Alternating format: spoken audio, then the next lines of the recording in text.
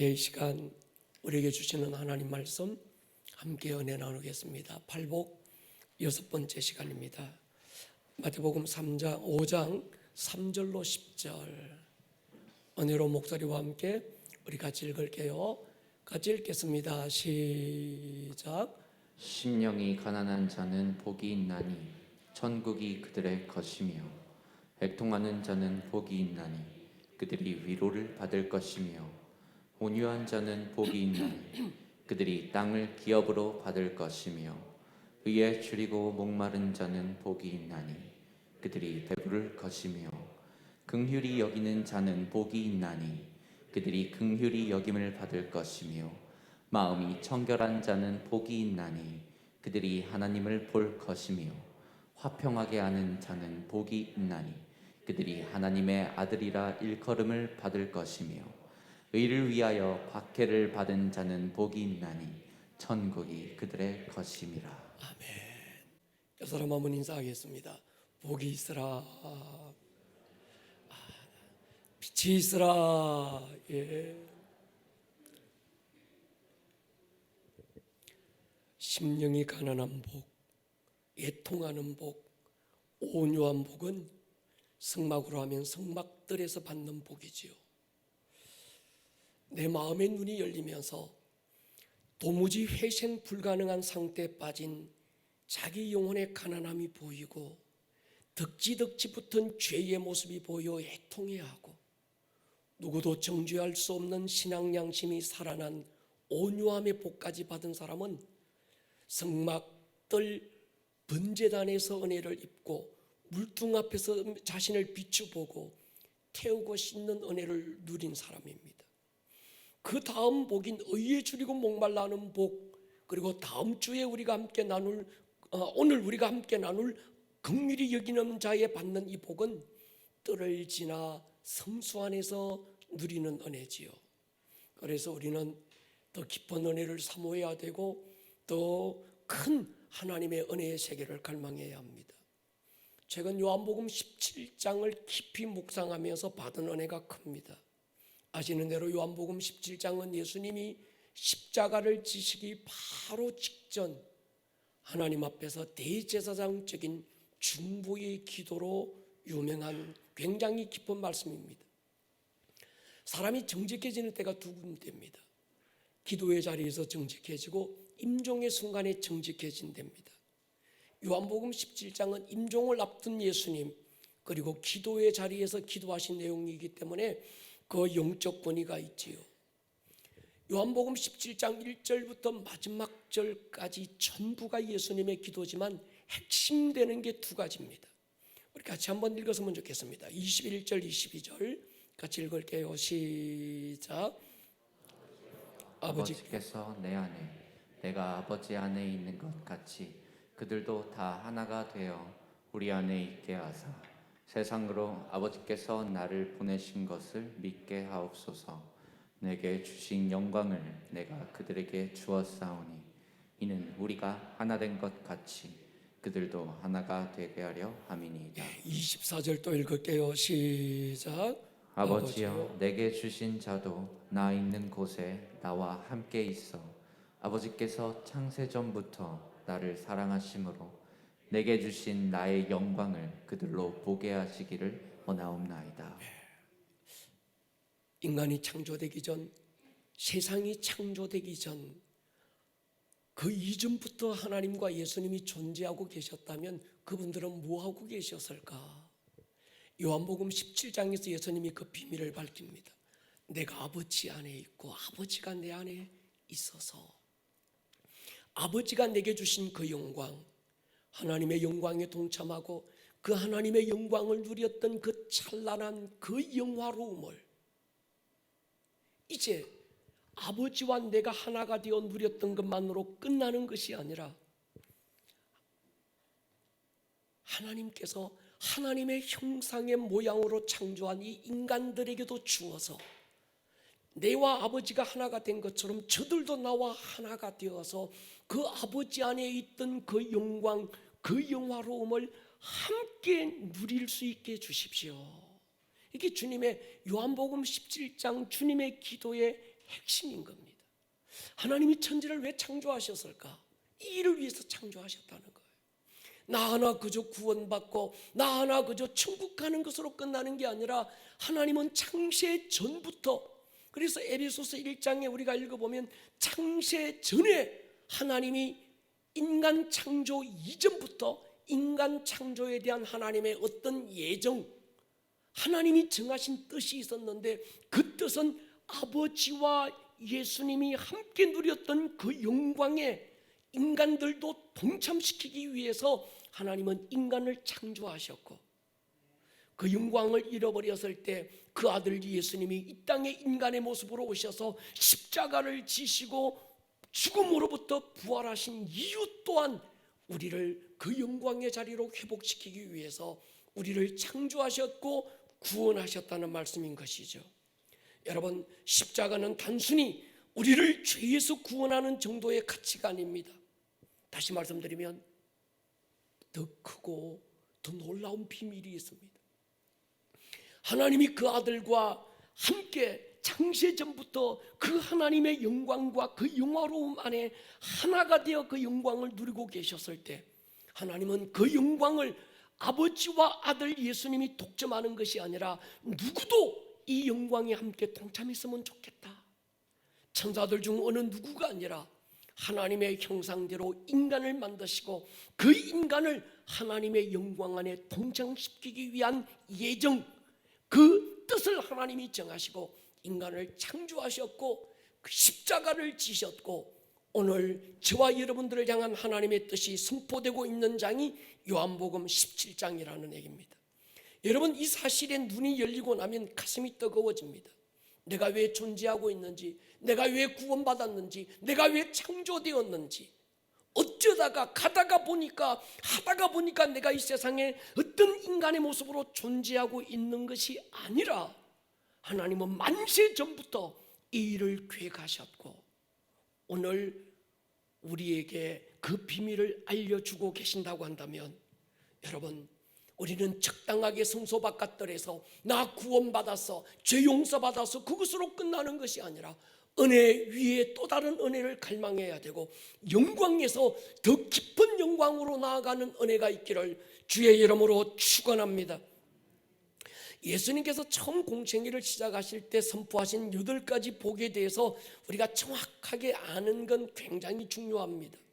8가지 복은 자기 신앙의 민낯을 그대로 볼 수 있는 하나의 거울입니다. 이 거울을 통해서 내가 지금 어디에 있는지, 지금 내 신앙의 정도가 어느 수준인지, 어디를 향하여 목표로 정하고 달려가야 되는지를 알 수 있는 거지요. 천국의 문턱만 넘어서는 것으로 끝나면 안 됩니다. 천국의 문턱을 넘어선 그 자리에 머무는 사람은 어쩌면 다시 문턱을 넘어 세상으로 돌아갈 확률이 큽니다. 우리는 더 깊은 임재를 갈망해야 되고 더 큰 은혜를 사모해야 합니다. 세상에서 더 많이 가지고 누리는 것이 복이라고 생각하고 그것 얻으려고 기도하고 그것 누리는 것이 우리의 신앙의 목표가 아닙니다. 현실의 무게가 너무 크고 내 신세가 처량해서 주님 언제 다시 오시려나 고개 들고 멀리 하늘 바라보고 있는 것이 우리 신앙의 목표가 되어서도 안 되는 거지요. 우리는 갈망이 달라져야 합니다. 우리의 기도가 달라져야 합니다. 우리는 성령님 때문에 목이 마르고 예수님 때문에 허기진 사람들입니다. 그분의 영광 안에 머무는 것만으로도 충분한 사람들. 할렐루야. 내가 구원받고 하나님의 자녀가 된 것으로 내 신앙의 모든 것들이 끝나는 것이 아니라 하루를 살아도 더 살아야 되는 이유가 여기 있는 것이죠. 그런 교회, 그런 성도들에게 임하는 5번째 복이 긍휼의 복입니다. 목사가 되고 하나님을 알면 알수록 분명하게 아는 게 하나가 있습니다. 하나님은 긍휼이 풍성한 분입니다. 여러분, 긍휼이 뭘까요? 하나님의 마음이 긍휼이죠. 긍휼의 복을 받은 사람은 하나님의 마음을 알게 되고 하나님의 눈물을 알게 됩니다. 하나님의 마음이 어디로 향하고 있는지, 하나님의 눈물이 어디를 향해서 흐르고 있는지를 아는 거지요. 하나님의 마음이 부어진 사람, 하늘과 땅을 잇는 사닥다리 중보자들이 바로 이들인 겁니다. 어제도 아침 시간 비가 주룩주룩 내리고 있는데도 중보기도실에서 기도의 용사들 몇 분이 오늘의 이 예배를 위해서 눈물로 충보하고 있는 모습을 보면서 저들 안에 하나님의 마음, 하나님의 눈물이 흐르고 있는 걸 제가 보았습니다. 여러분, 하나님의 마음을 아는 자들이 있습니다. 탕자의 이야기에서 작은 아들은 아버지를 떠나서 허랑방탕하게 살았던 집 밖의 탕자지만 큰 아들은 아버지 집에 살고 아버지와 함께 있으면서도 아버지가 왜 저녁마다 삽장문을 못 잠그고 열어두는지, 아침 드시고 나면 동구 밖 정자로 나아가서 왜 먼 산 바라보고 한숨 짓고 있는지, 아버지의 마음을 모르고 아버지의 사정을 모르는 큰아들 또한 집안의 탕자가 아닐까요? 심령이 가난한 자, 애통한 자, 온유한 자, 더 나아가서 의에 줄이고 목마른 자의 복을 받고 나면 그 사람 안에 부어지는 은혜가 있는데 그게 하나님의 마음, 하나님의 긍휼이라고 하는 겁니다. 동의하십니까? 하나님의 아들이 인간의 몸으로 이 세상에 오신 성탄의 사건 자체가 긍휼이죠. 갈보리 언덕 십자가 위에서 가슴을 찢으신 사건이 하나님의 긍휼의 절정입니다. 그 아들 예수님 아버지께 가서 아버지께 구하여 성령을 보내신 것 또한 하나님의 긍휼이죠. 베드로전서 1장 3절 보십시오. 같이 한번 읽을게요. 시작. 우리 주 예수 그리스도의 아버지 하나님을 찬송하리로다. 그의 많으신 긍휼대로 예수 그리스도를 죽은 자 가운데서 부활하게 하심으로 말미암아 우리를 거듭나게 하사 산 소망이 있게 하시며, 하나님의 긍휼, 많으신 그 긍휼이 그 아들 예수님을 십자가 위에서 매달았고 또 죽음에서 건지셨고 우리를 거듭나게 하셨고 산 소망을 가지게 하셨다는 거예요. 여러분, 하나님의 긍휼은 불쌍히 여기는 감정을 뛰어넘는 사랑의 실천입니다. 용서라는 마음의 영역을 뛰어넘어 끝까지 책임지는 사랑의 액션인 거죠. 영적 최고봉, 최고의 영성 역시 사랑입니다. 부활하신 예수님께서 디베라 바닷가 고기 잡고 있는 베드로를 찾아오셔서 한 가지를 확인합니다. 시몬아, 네 안에 사랑이 있니? 내 양을 먹여라, 내 양을 치라. 여러분, 우리가 제자 단계, 구원 단계, 성막들 구원 단계에서 정말 가난이 난 심령의 복을 받고 애통하는 복을 받고 온유의 복을 받은 그 자가 제자 단계에 들어서면서 이제 갈망이 달라지는 거예요. 이제 내가 뭘 사모해야 되는지를 아는 겁니다. 이 제자 단계에서 두 가지 복을 받게 되는데 하나가 의에 줄이고 목마른 복이고 또 하나가 긍휼의 복인 거지. 제자도의 완성이 뭘까? 바로 이 긍휼, 사랑인 겁니다. 사람들은 제자도의 완성을 가지고 자기 부인이다 아니면 권리 포기다, 물론 그럴 수 있습니다. 그러나 예수님이 직접 말씀하신 제자도의 완성은 사랑과 긍휼이죠. 고린도전서 13장에서 사랑이 없으면 nothing, 아무것도 아니다, 원띵, 오직 한 가지 사랑일 때 전부가 되는 비밀을 밝힌 겁니다. 나를 사랑하는 그 사람, 나도 사랑하는 수준을 뛰어넘어 도무지 사랑할 수 없는 사람, 도무지 용납이 안 되는 그 사람을 사랑할 수 있기 위해서 처절하게 실험해 본 사람, 그 사람이 긍휼의 복을 받은 사람입니다. 내 힘으로 도무지 사랑할 수 없어서 십자가로 공개된 하나님의 사랑 앞에 엎어져서 하나님의 사랑할 수 있게 해주십시오. 내 감정으로 사랑이 안 되고 내 의지로는 도무지 용납이 안 됩니다. 내 힘으로 안 되니 하나님 내게 부어주신 그 사랑으로만 사랑할 수 있으니 아버지여 내게 이 사랑 부어달라고 몸부림을 쳐본 그 사람, 긍휼의 복을 받는 거지요.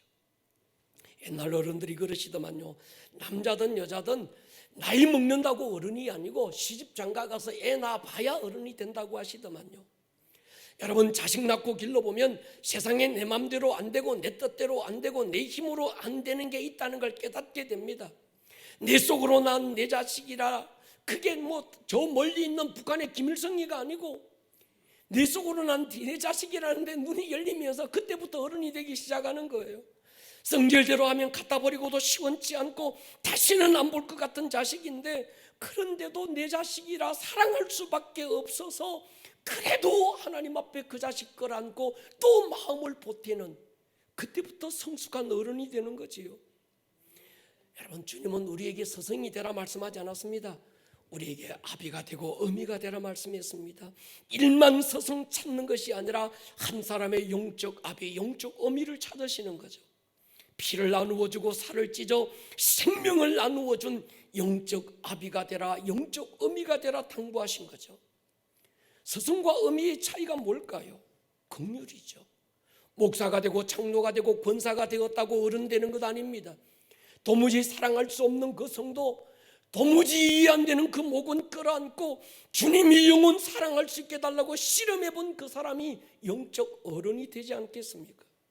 그러니까 영적 어른의 기준은 성경을 많이 읽었다, 어떤 직분을 받았다, 신앙의 횟수가 많다, 이게 기준이 아니라 하나님의 긍휼의 복을 받은 자, 그 자가 영적 어미고 아비의 기준이 아닐까요?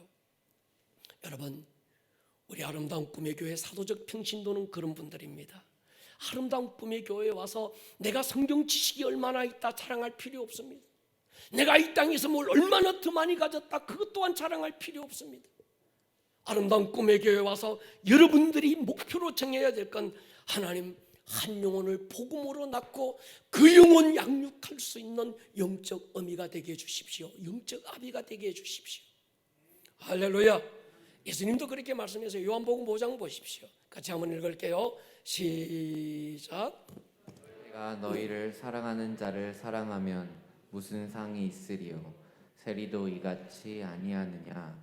또 너희가 너희 형제에게만 무난하면 남보다 더하는 것이 무엇이냐? 이방인들도 이같이 아니하느냐? 사랑할 수 있는 사람은 사랑하고 사랑할 수 없는 사람은 피하고, 그 사랑이 무슨 의미가 있을까요? 도무지 내 감정, 내 의지로는 사랑할 수 없는 그 사람도 주님이 사랑하라고 하셨기에 사랑하기 위해서 금식도 해보고 씨름도 해보고 처절하게 부르짖어도 보는 그 사람, 주님의 제자, 긍휼의 사람 아닐까요?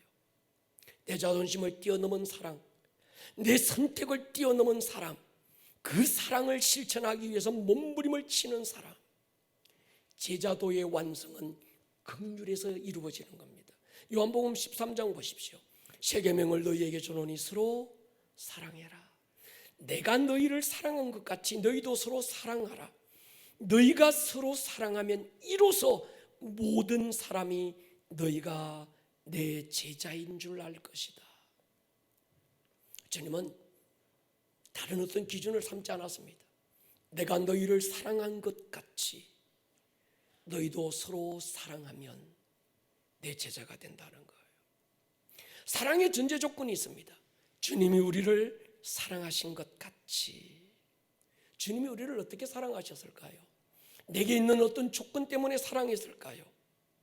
그렇다면 그 조건은 무엇일까요? 아무리 찾아봐도 조건은 찾을 수 없었습니다. 만약에 내게 있는 어떤 조건 때문에 하나님이 나를 사랑하셨다면 사랑받을 만한 사람 아무도 없는 거지요. 그렇다면 우리가 해야 될 사랑에도 긍휼에도 아무 조건이 없어야 된다는 거지요. 바울처럼 내가 저주받아 그리스도에게서 끊어질지라도 내 동족, 내 가족이 구원받기를 사모하는 것, 그게 긍휼입니다. 모세처럼 차라리 내 이름을 하나님의 생명록에 지워서라도 하나님의 백성 이스라엘이 구원받게 해주십시오. 그것이 긍휼이죠. 스데반처럼 자기에게 돌을 던지고 있는 그들을 향하여 찢어져 피를 흘리면서도 아버지여 저들의 죄를 저들에게 돌리지 말아 주십시오. 이것이 긍휼 아닐까요? 새벽제단에서 하나님 앞에 무릎 꿇을 때마다 저의 첫 번째 기도는 언제나 긍휼입니다. 하나님, 오늘도 내게 긍휼이 필요합니다. 주님, 내게 긍휼을 베풀어 주십시오. 내가 오늘을 살고 있는 것 내 잘나서가 아니고 하나님의 은혜고 베푸신 긍휼 때문이라는 걸 아는 거지요. 사랑하는 여러분, 주님 전에 나올 때마다 내 공로의 대가를 구하지 마십시오. 어떤 사람은 그렇게 기도하더라고요. 내가 이만큼 하나님 앞에 했으면 적어도 이 정도는 해줘야 되는 거 아닙니까? 내가 그래도 주일 성수하고 예배자리 꼬박꼬박 나가고 내가 교회에서 이 정도 충성하고 내가 이 정도 하나님 앞에 헌신해 줬으면 하나님이 적어도 내게 이 정도는 해줘야 될 거 아닙니까? 보상을 요구하는 사람들이 있습니다. 만약 그렇다면 내가 잘못한 것에 대한 보응도 우리는 피할 수 없는 거지요. 우리가 구할 건 오직 긍휼밖에 없습니다. 마태복음 9장 보십시오. 13절에 너희는 가서 내가 긍휼을 원하고 제사를 원치 아니한다 하신 뜻이 무엇인지 배우라. 예수님이 우리에게 원하는 건 긍휼을 원하는 겁니다. 제사가 필요 없다, 예배가 쓸데없다, 그런 말이 아닙니다. 예배의 자리에 나올 때 우리가 긍휼의 중심이 없다면 우리의 예배가 어떤 의미가 없다는 말씀 아닐까요? 긍휼, 히브리어로 헤세드라는 단어입니다. 구약 성경에 약 150번 정도 사용됩니다. 조건 없는 하나님의 마음, 헤세드, 긍휼이지요. 하나님은 하나님 자체가 사랑입니다. 하나님 자체가 긍휼이신 거죠. 가끔씩 제가 물어요. 내게 베푸신 하나님의 사랑이 이해가 안 돼서 하나님 나를 이 정도까지 사랑하시는 이유가 뭡니까? 내게 있는 무엇 때문에 하나님이 나를 이렇게 사랑하시는 겁니까? 하나님은 한 가지만 대답하세요. 그냥 너 어떤 조건 때문에 사랑하는 게 아니야. 그냥 내가 사랑하는 거야. 여러분, 우리 모두는 그 사랑받고 있는 자인 줄로 믿습니다. 사랑의 순서, 용서의 순서가 굉장히 중요하죠. 우리가 하나님을 먼저 사랑하는 게 아니라 하나님이 우리를 먼저 사랑하신 겁니다. 누군가가 프로포즈를 해야 된다고 한다면 하나님이 먼저 우리에게 사랑의 프로포즈를 시작하신 거죠. 요한일서 4장 보십시오. 사랑이 여기 있으니 우리가 하나님을 사랑한 것이 아니요 하나님이 우리를 사랑하사 그 아들을 보내셨다. 4장 8절에 보면 사랑하지 아니하는 자는 하나님을 알지 못하나니 하나님은 사랑이다. 로마서 5장 8절에 보면 우리가 아직 죄인 되었을 때, 이 말은 뭡니까? 아직 죄가 덕지 붙었고 냄새 나고 정말 가능성 없고 회생 불가능한 그런 존재, 아무리 찾아봐도 사랑할 만한 이유와 조건이 없던 그때 하나님이 우리를 위하여 그 아들을 죽게 하심으로 우리에 대한 하나님의 사랑을 확정하셨다는 거예요. 사랑의 이유도 사랑의 출발도 우리에게 있는 게 아니라 하나님께 있었다. 여러분, 이 한 가지 진실은 굉장히 중요합니다. 다시 말씀드리면 내게 있는 어떤 무엇 때문에 하나님의 사랑이 변할 수 없다는 얘기입니다. 하나님은요, 너 돌아와서 잘못했습니다, 정직하게 회개하면 용서해 줄게, 아니에요. 너 요런 정도 모양은 예쁘게 하고 좀 다듬고 요렇게 하면 내가 네 사랑해 줄게, 그것도 복음이 아닙니다. 복음은 여러분 이사야 44장 보십시오. 같이 한번 읽을게요. 시작. 내가 내 허물을 빽빽한 구름같이 내 죄를 안개같이 없이 하였으니 너는 내게로 돌아오라. 내가 너를 구속하였음이니라. 이미 네 죄를 안개같이 없애놓고 그 다음에 돌아오라는 겁니다. 돌아오면 용서하겠다는 말이 아닙니다. 지은 모든 죄를 용서했으니 이젠 돌아오라는 겁니다. 당자가 아버지께 돌아와서 아버지 잘못했습니다, 용서를 비니까 용서한 게 아닙니다. 그 아들이 아버지를 떠나는 그 순간 아버지는 이미 아들이 돌아오기도 전에, 자기가 얼마나 아버지를 멀리 떠났는지 깨닫기도 전에 여전히 돼지를 치고 있고 돼지 먹는 지엽 열매를 먹으면서 돼지우리 안에서 뒹굴고 있을 그때 아버지는 이미 용서해놓고 그 아들을 기다리고 있었습니다.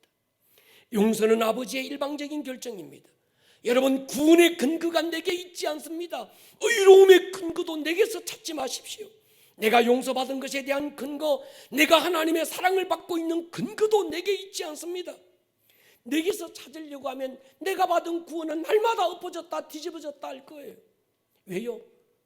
사랑할 만한 이유보다 사랑을 철수할 만한 이유들이 우리에게 훨씬 더 많은 겁니다. 내가 이렇게 하니까 하나님 나 사랑하겠지, 내가 이렇기 때문에 하나님이 나를 구원하실 거야.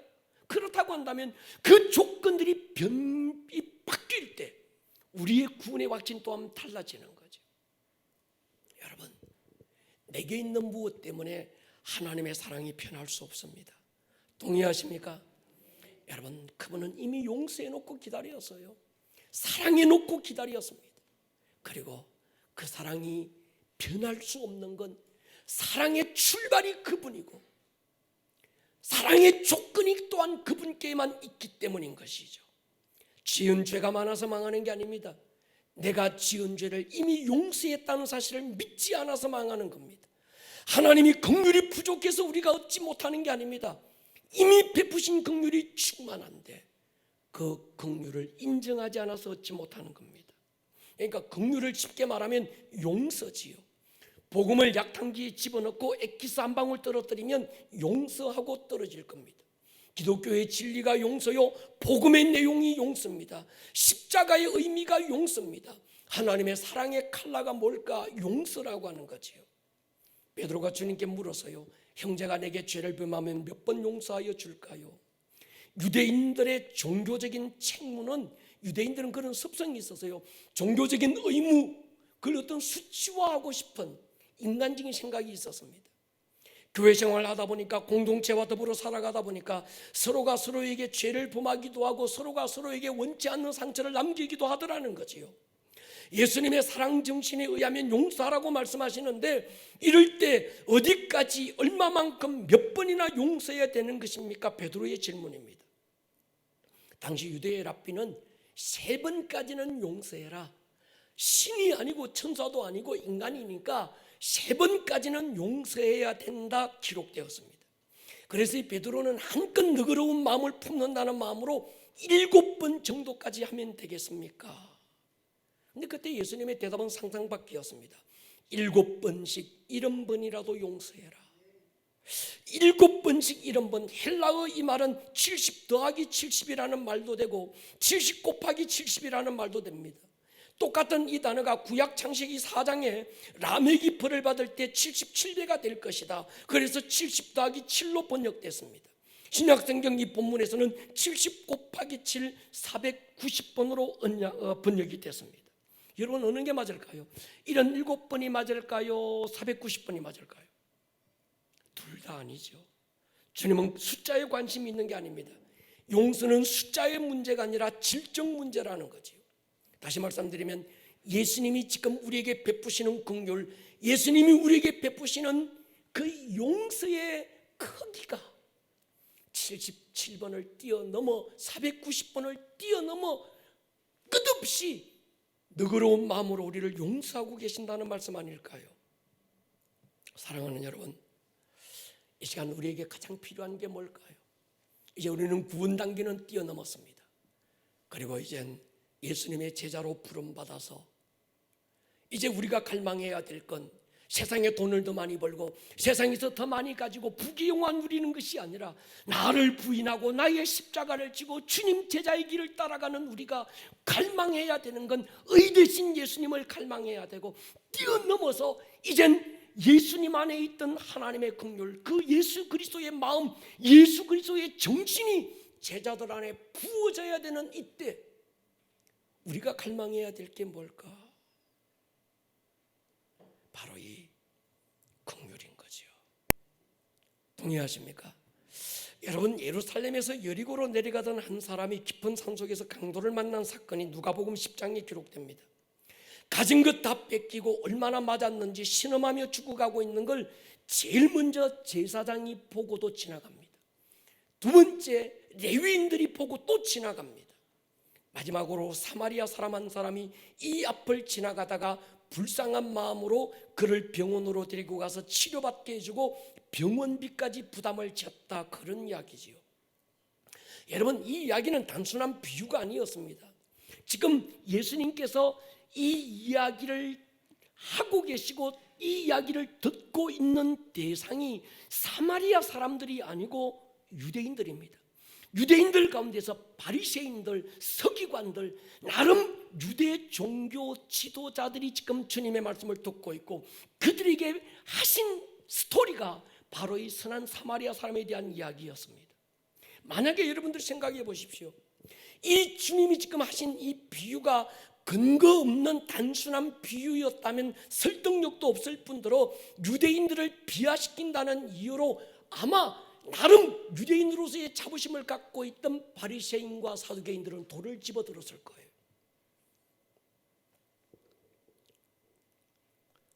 이 이야기는 당시 사회적으로 큰 이슈가 되었던, 실제로 일어났던 실화였을 가능성이 큽니다.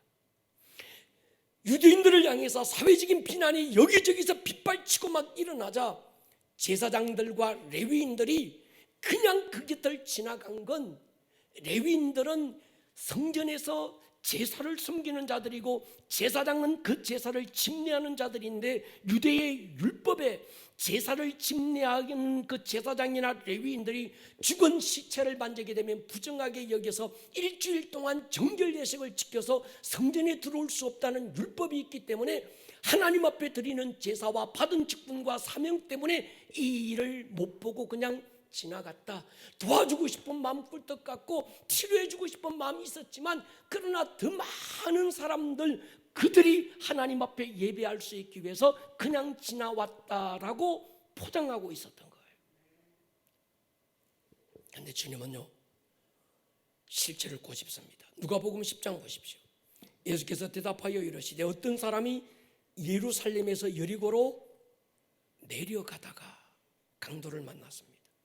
강도들이 그 옷을 벗기고 때려 거의 죽은 것을 버리고 그냥 갑니다. 마침 한 제사장이 그 길로 내려가다가, 여기서 포인트가 있습니다. 여러분, 예루살렘은 해발 400m 높은 지역입니다. 세상에서 가장 낮은 도시가 여리고입니다. 해저 200m에 있습니다. 생각해 보십시오. 강도 만난 자도 예루살렘에서 여리고로 내려가다가 강도 만났습니다. 그리고 제사장도 예루살렘에서 여리고로 내려가다가 그 사람을 본 거예요. 만약에 제사를 집례하기 위함이었다면 여리고에서 예루살렘으로 올라가야 맞았습니다. 왜요? 성전은 예루살렘에 있기 때문입니다. 그런데 예수님께서 지금 너희들이 자비를 베풀지 않고 긍휼을 베풀지 않은 것에 대해서 받은 직분과 사명 가지고 포장하려고 그러는데, 너희들 속은 이렇다라고 하시면서 예수님이 분명한 어떤 실체를 꼬집어 주시는 게 있는 거예요. 내려갔다는 것. 그들은 제사를 다 마쳤고 하나님 앞에 모든 예배가 다 끝난 다음 자기 집으로 내려가던 길에 그걸 본 거예요. 무슨 말씀일까요? 도둑질하고 남 속이고 거짓말한 것만 죄가 아니라 베풀어야 될 긍휼을 베풀지 않는 것 또한 죄라는 말씀 아닐까요? 세상에는 총명이 있는 자가 있고 지혜가 있는 사람이 있습니다. 총명은 옳고 그름을 분별할 줄 아는 것이죠. 그래서 총명 있는 사람은 무엇이 옳은지 무엇이 그른지를 분별할 줄 알아요. 그러나 그름을 알고도 정죄하고 판단하기보다 그걸 가려주고 덮어주는 걸 지혜라 이렇게 말합니다. 총명 있는 사람은 무엇이 옳아 무엇이 틀렸어 정확하게 분별합니다. 그래서 옳은 건 옳다고 말하고 틀린 건 틀리다고 말할 줄 알아요. 그러나 총명을 뛰어넘어 지혜로운 사람은 이게 그런 줄 알아, 이게 잘못된 줄 알아. 그럼에도 불구하고 내게 주신 하나님의 사랑이, 그 하나님의 긍휼이 익어서 그걸 손가락질하고 판단하는 것이 아니라 덮어주고 가려줄 때 지혜라 이렇게 말하는 겁니다. 우리 모두는 똑똑한 사람 되려고 하지 마시고 지혜로운 사람이 될 수 있기를 축복합니다. 마태복음 25장에 이런 이야기가 나옵니다. 양편 오른편과 왼편에 어떤 무리들이 있는데, 한편의 사람은 우리를 어떻게 긍휼히 여겨주지 않느냐고 막 지금 하나님 앞에 항의하고 있어요. 하나님, 왜 내게는 긍휼을 안 베풀어 줍니까? 하나님께 항의하는 사람. 그런데 또 한편의 사람들은 하나님, 왜 내게 긍휼을 베풀어 주고 있습니까? 또 주님께 얘기하는 사람이 있어요. 내가 아무리 봐도 긍휼을 입을 자격도 없고, 내가 아무리 생각해봐도 이 큰 긍휼을 얻을 만한 어떤 그런 이유가 내게는 아무것도 없는데 어쩌자고 내게 이런 큰 긍휼을 베풀어 주고 있습니까? 지금 한 사람은 그렇게 얘기하고, 또 한 무리의 사람들은 뭐냐면, 왜 나는 그런 긍휼을 받을 만한 자격도 있고, 내가 세상에서 어떻게 살았는데, 내가 세상에서 얼마만큼 잘났는데, 내가 세상에서 누군데 왜 내게 이런 정도의 긍휼도 안 베풀어 주느냐고 지금 주님께 따지고 있는 거예요. 주님의 대답이 있습니다. 지극히 작은 소자 하나에게 베풀어야 될 긍휼을 네가 베풀지 않은 거야. 한편 또 얘기합니다. 지극히 작은 소자 하나에게 베풀었던 긍휼이 네가 받는 긍휼의 복이 됐다는 거예요. 야고보 2장 13절은 우리에게 이렇게 말씀합니다. 긍휼을 행하지 아니하는 자에게는 긍휼 없는 심판이 있으리라. 긍휼은 심판을 이기고 자랑한다. 긍휼 없는 심판대 앞에 서는 사람도 있지만 어떤 사람은 그 긍휼이 심판을 이기게 하는 사람도 있다는 거예요.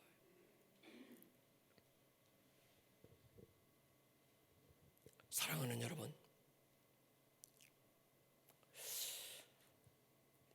긍휼의 대표적인 사람이 누굴까요? 요셉이죠.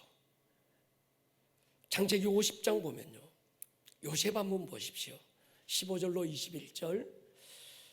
요셉의 형제들이 그들의 아버지가 죽었음을 보고 말하되 요셉이 혹시 우리를 미워하여 우리가 그에게 행한 모든 악을 갚지는 아니할까 하고 요셉에게 말을 전하여 이르되 당신의 아버지가 돌아가시기 전에 명령하여 이르시기를 너희는 이같이 요셉에게 이르라.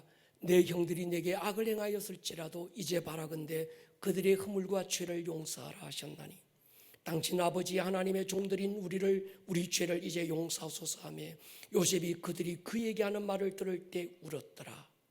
요셉의 말을 들어보십시오.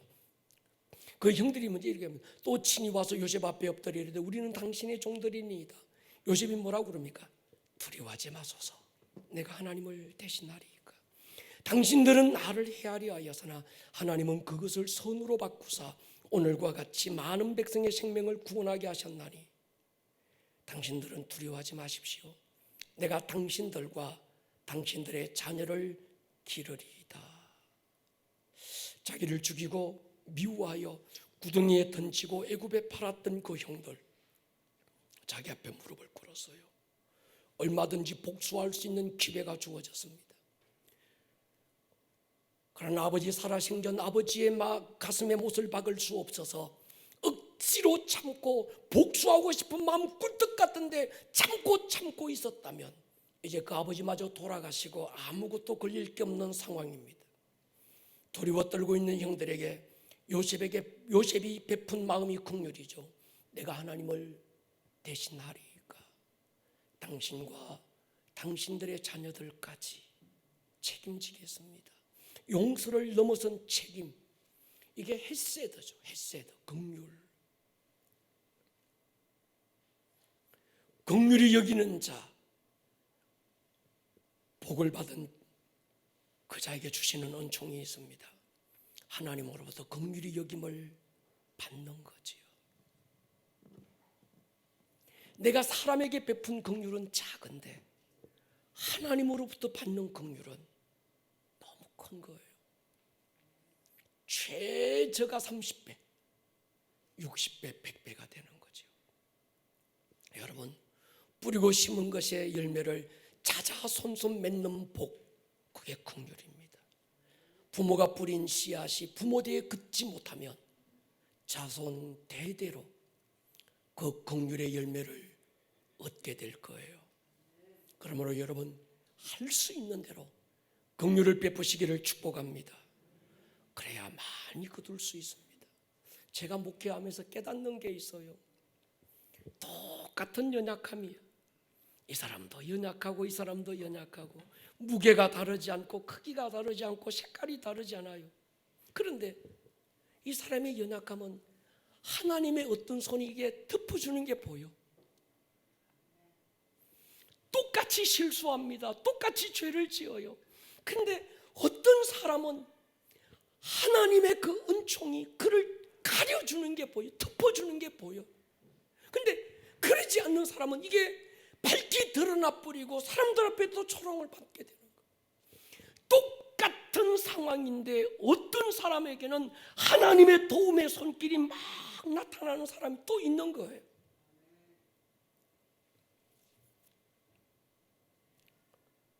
내가 배고플 때 네가 먹을 걸 주었어. 내가 목마를 때 네가 마시게 했어. 내가 옥에 갇히고 내가 병들었을 때 네가 돌아봤다. 위로해 주었다. 얘기하는 거죠. 주님, 언제 주님이 병들고 배고프고 아파했고 언제 옥에 갇혔습니까? 제가 언제 주님 찾아가서 위로했습니까? 나 그런 적 없는데요. 주님 말씀해요. 지극히 작은 소자 하나에게 베푼 것이 내게 한 것이고 내게 한 것에 대한 갚음을 오늘 너와 네 자손들이 열매로 먹게 된다는 거예요. 팔순의 어느 목사님께서 임종을 앞둔 일이 있었습니다. 그 아들 또한 목사님이기에 그 아버지 앞에 임종을 지키고 있는 거예요. 40세의 아들이 세상 떠나는 아버지 목사님 침대 앞에 앉아서 위로해 드립니다. 아버지, 지난 40년 동안 아버지는 성역을 감당하시며 너무나 큰 일을 이루었습니다. 아버지는 많은 교회를 개척하여 세우셨고 많은 예배당을 건축했고 수많은 사람들이 아버지로 인해서 구원을 받았습니다. 교회적으로 대내외적으로 아버지는 큰 업적을 남겼습니다. 아버지는 훌륭하게 성공하신 목회자입니다. 임종하는 아버지를 위로하고 있을 때 그 아버지가 아들에게 마지막으로 이렇게 말씀을 남겼어요. 아들아, 나에게 예수 그리스도의 보혈을 말해다오.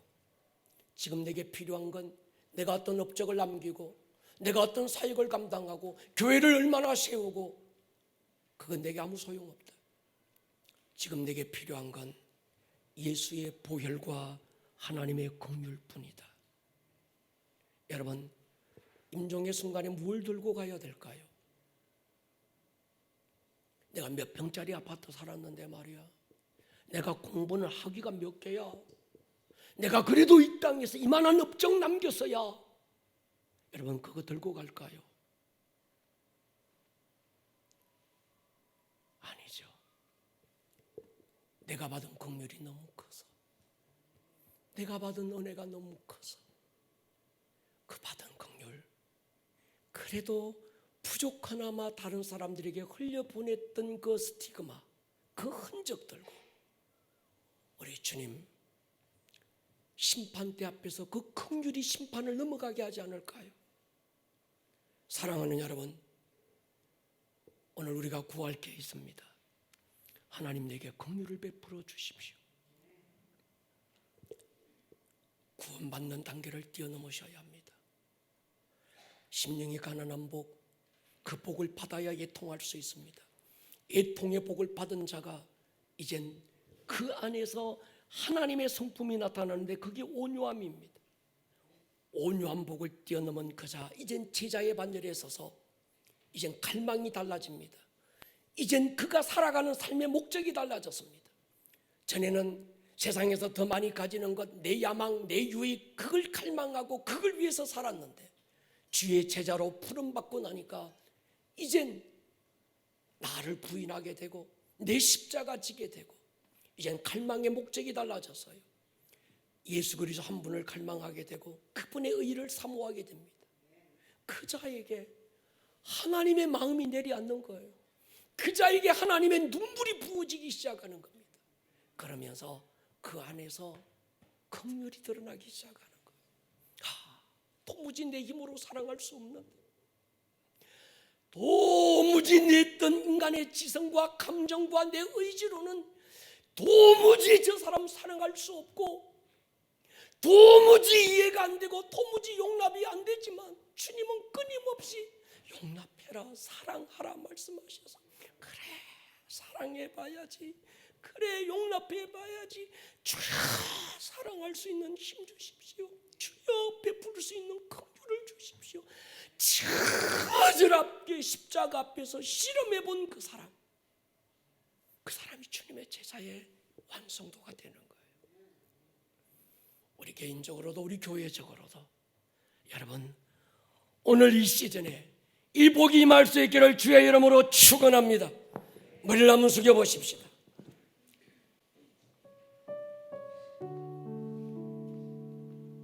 여러분,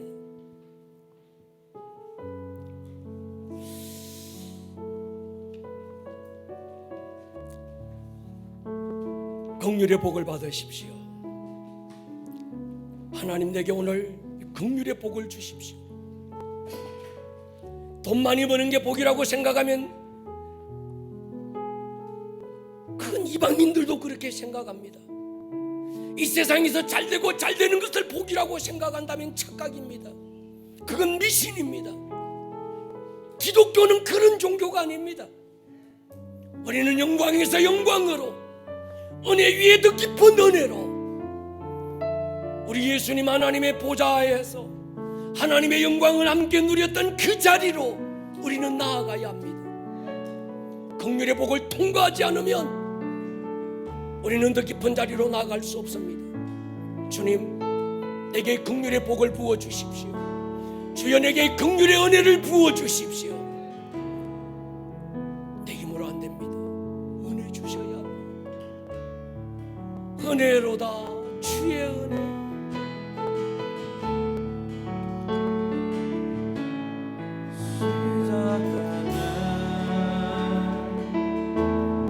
주님의 나의 삶을 다스리며 새롭게 하네. 자유하네. 죄와 사망으로 나의 삶은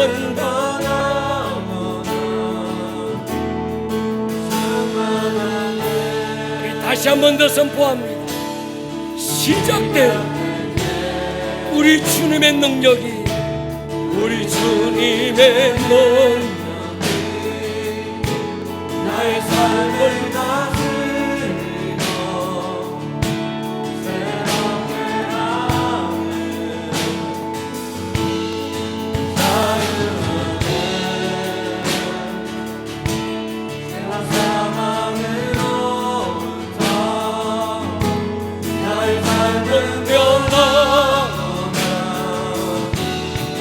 충만하네. 그 은혜로 주의 한량없는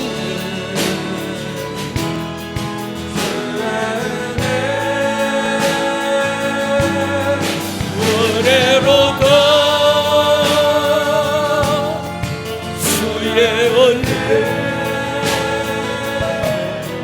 변함없는 신실하신 은혜로다. 선포하십시오. 은혜로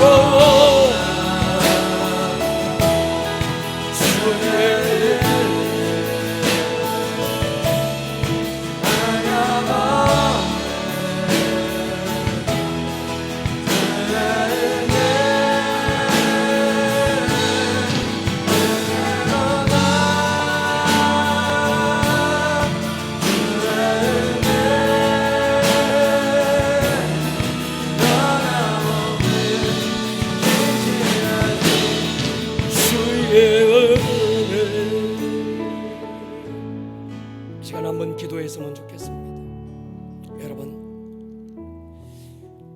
도무지 사랑할 수 없는 사람이 있습니까?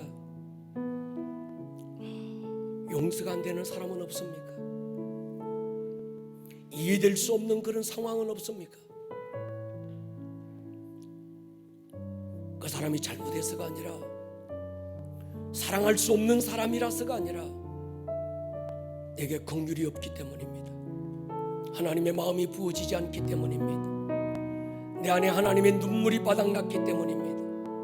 주님, 오늘 내게 필요한 건 긍휼입니다. 그것이 복입니다. 긍휼의 은혜를 입는 것이 복입니다. 주님, 내게 긍휼을 베풀어 주십시오. 우리 시간 잠깐 한번 소리내서 한번 기도하며 나가기 원합니다. 복이 있으라. 마카리오스, 복이 있으라. 긍휼의 복이 있으라.